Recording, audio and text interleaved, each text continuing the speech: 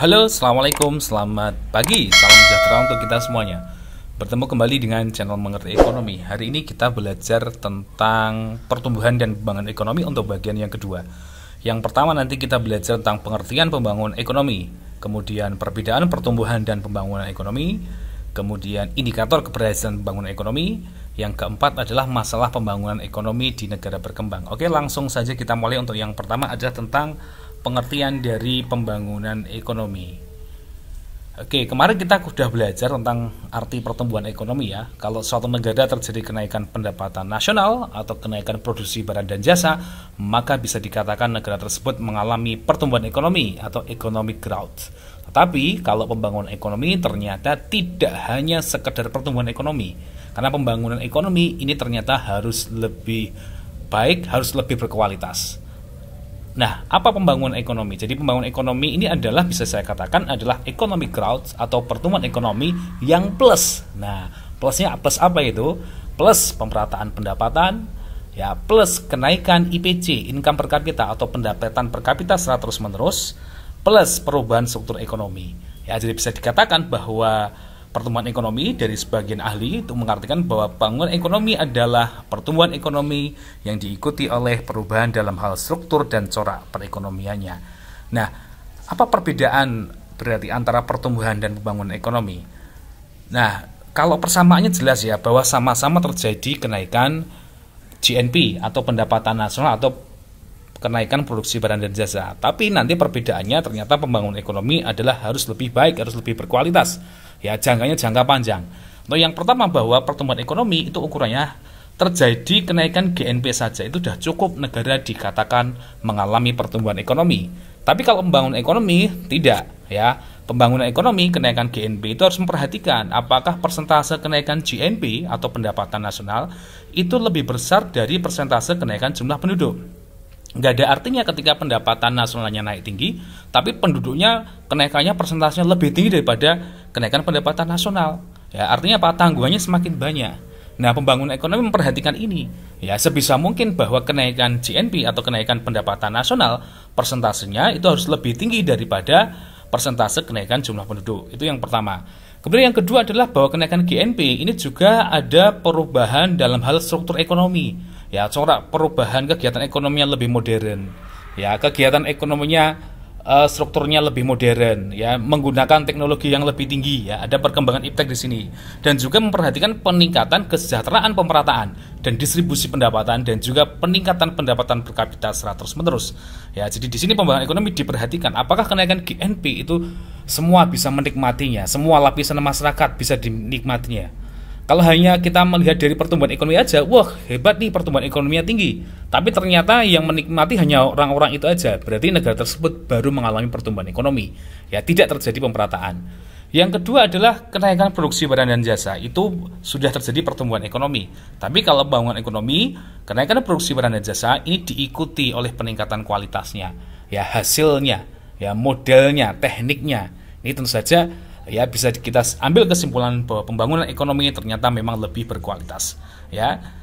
Oke, jadi bisa kita simpulkan ini menurut pendapat Profesor Lincoln Arshad, ya, dapat ditarik kesimpulan bahwa pembangunan ekonomi ini mempunyai unsur-unsur pokok dan sifat sebagai berikut. Ada suatu proses yang berarti, ya, perubahan yang terjadi secara kontinu atau terus-menerus, ya, usaha untuk meningkatkan pendapatan per kapita, di mana pendapatan per kapita itu harus naik, ya, terus berlangsung dan dalam jangka panjang. Ya, keempat, perbaikan sistem kelembagaan di segala bidang, misal ekonomi, politik, hukum, sosial, dan budaya. Jadi bisa dikatakan bahwa kalau kita bicara pembangunan ekonomi tidak hanya masalah kenaikan GNP per tahun saja. Ya, pembangunan ekonomi harus bersifat multidimensi yang mencakup berbagai aspek, ya, dalam kehidupan masyarakat dan bukan hanya salah satu aspek atau di aspek ekonomi saja. Ya, ini adalah tentang konsep, ya, pembangunan ekonomi. Sekarang kita lanjut kepada indikator dari keberhasilan pembangunan ekonomi. Apa ukurannya suatu negara mengalami pembangunan ekonomi? Ya, indikator moneternya ada pendapatan per kapita tadi sudah kita jelas, ya. Secara moneter, secara keuangan bisa dikatakan bahwa pendapatan per kapita ini adalah sebagai salah satu alat untuk mengukur, ya, tingkat kesejahteraan ekonomi penduduk suatu negara. Ini adalah indikator kinerja bagi suatu negara. Pendapatan per kapita, masih ingat rumusnya adalah apa? Pendapatan nasional dibagi jumlah penduduk. Ya, artinya ketika kenaikan pendapatan nasional lebih tinggi ya persentasenya dibanding kenaikan jumlah penduduk, berarti ini ya bisa dikatakan negara tersebut berhasil ya di dalam hal pembangunan ekonomi. Yang kedua adalah indikator kesejahteraan ekonomi bersih atau net economic welfare ya, yaitu indikator menyempurnakan nilai-nilai GNP untuk memperoleh indikator ekonomi yang lebih baik. Ya, dengan cara memperhatikan waktu senggang. Ini maksudnya adalah kalau ada masyarakat dia sudah menikmati atau memperoleh pendapatan masih memiliki banyak waktu senggang. Ya, artinya untuk apa? Menikmati kehidupannya, ya.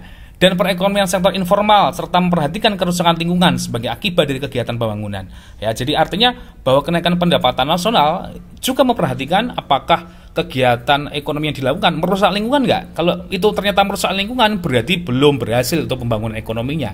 Ya, bagaimana pendapatan nasional meningkat, tapi kelestarian lingkungan untuk anak cucu kita misalnya adalah mereka masih bisa menikmati. Ini adalah salah satu bagaimana pembangunan ekonomi adalah berhasil, ya. Oke, kemudian yang kedua adalah indikator non moneter. Nah, ini ada indeks kualitas hidup ya atau physical quality of life index ya. Ini digunakan untuk mengukur kesejahteraan dan kemakmuran masyarakat, terdiri dari atas angka rata-rata harapan hidup, angka kematian bayi, angka melek huruf. Ya, tapi kemudian di UNDP menyempurnakan dengan yang namanya IPM ya, indeks IPM ya, indeks pembangunan manusia atau HDI, Human Development Index ya.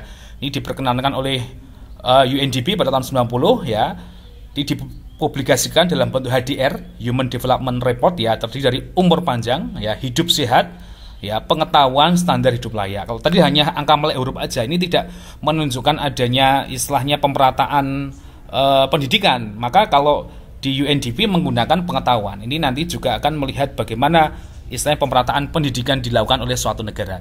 Kemudian yang ketiga ada nanti indikator campuran. Nah, untuk indikator campuran ini dari Badan Pusat Statistik ini bahwa BPS ini juga melakukan pengukuran ya.